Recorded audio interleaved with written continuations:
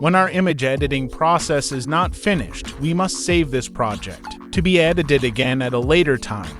In this video, we will learn how to save a Photopea project.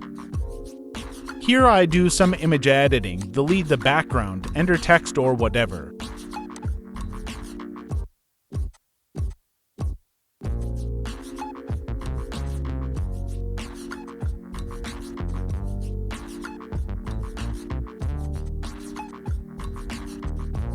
Edits are not complete, but should stop and save the project file using the PSD file, a commonly used file type.